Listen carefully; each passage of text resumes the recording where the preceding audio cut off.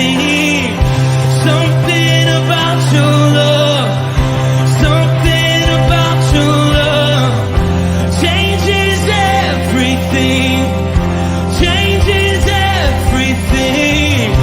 Something about your love, something about your love changes everything, changes everything.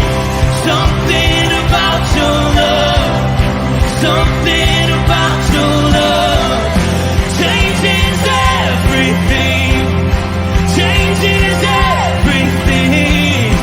Something about your love, something about your love changes every. You turn my morning into dancing. You turn my morning into dance. You turn my morning into dancing. You turn my morning into dancing. 'Cause your love changes everything. Your love changes everything. You turn my morning into dancing. You turn my morning into dancing. You turn my morning into dancing. 'Cause your love changes everything. Your love changes everything. Oh, there's something about your love, something about your love changes everything in my body. Oh, something about your love, something about your love changes everything. It changes everything. Something about your love, something about your love changes everything. It changes everything. Something about your love, something about your love changes everything, changes everything. Something about your love, something about your love changes everything. Something about your love, something about your love changes everything, changes everything. Something about your love, something about your love changes everything, changes everything. Something about your love, something about your love changes everything. You turn my morning into dancing. You turn my morning into dancing. You turn my morning into dancing. You turn my morning into dancing. You turn my morning into dancing. Something about your love, something about your love changes everything. Good morning, Rooted Men. Pastor Tom, Firmly Rooted Ministries. Happy Monday morning. Good to be with all of you. I'm getting it done here at the house.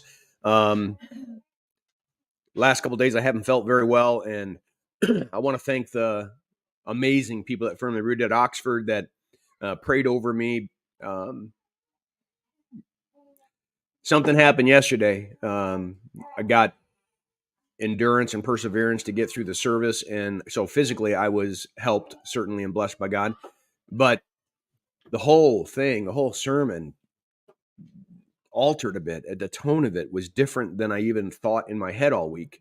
So I hope that was necessary. I hope that the service was a blessing to you. We are in the Gospel of Mark, and we're looking at what we looked at last week, which is the last week of Jesus' life, or 2 weeks ago.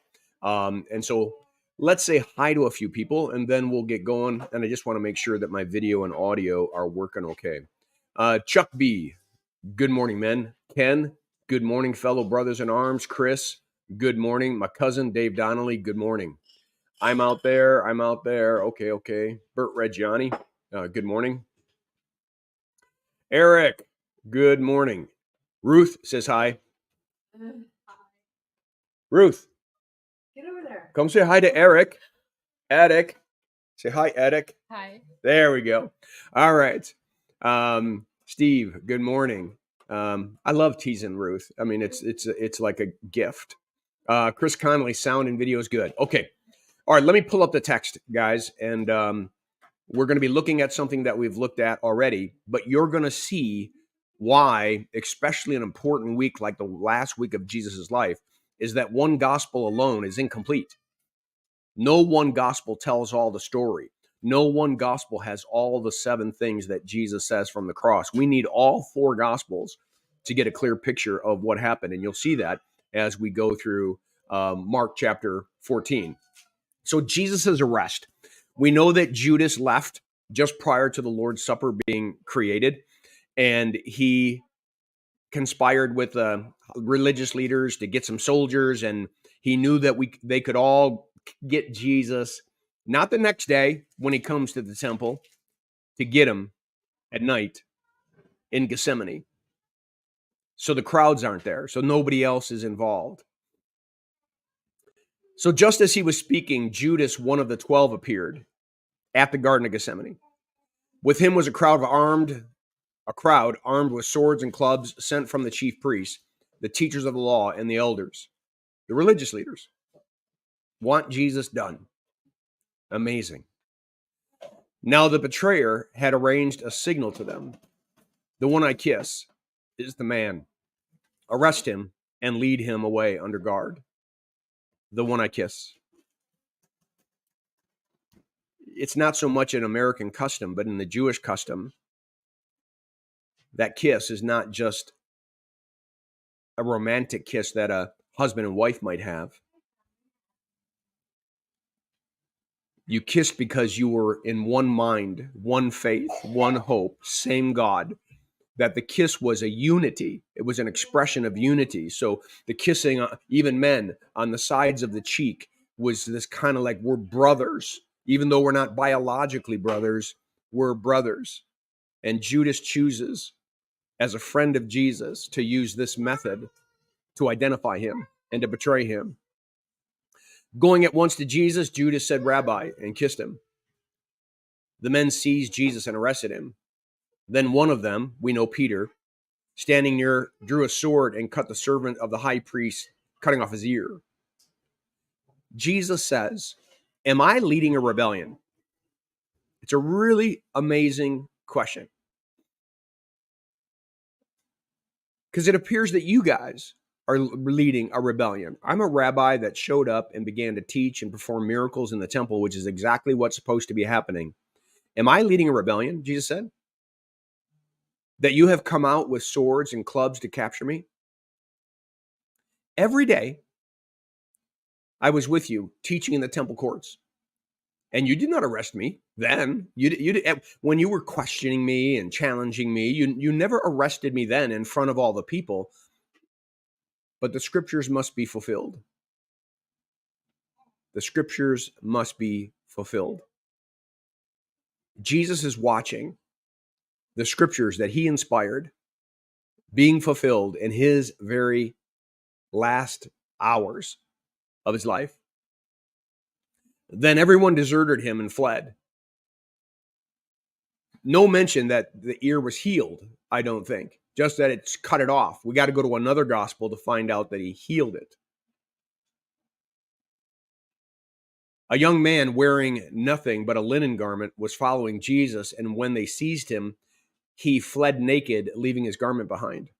So there was an attempt to even gather or capture some of the disciples, but God made sure that not one of them would be taken, because that also fulfills an Old Testament prophecy. Who's the young man? Most likely Mark, the author. He's telling everyone that he also fled in fear and fled naked. Imagine what the disciples are going through. Jesus knows what's happening. Jesus is making sure that he is going to be crucified on the day of the Passover. He's making sure it's going to happen. Against all the wishes of the religious leaders, it's going to happen the way Jesus wants it to happen. They are not in control. These soldiers are not in control. It's not mentioned in Mark that they all fell back when Jesus asked, "Who are you seeking? Who are you looking for?" So just an appreciation, and that maybe we should do more of the gospel, looking at all four gospels like we do for the last week of Jesus' life. I'm wondering if that might be a benefit, excuse me, in the future. Because this isn't the only place that you need all four gospels to get the whole picture. All right, let me pull myself out of this screen. All right, very good. You can hear in the background, Tommy wants Bappa. So I'm going to go hang out with him and give him a hug. Guys, have a blessed Monday morning. Make it a great day. Have a firmly rooted day. And may someone see Jesus in us today. Peace.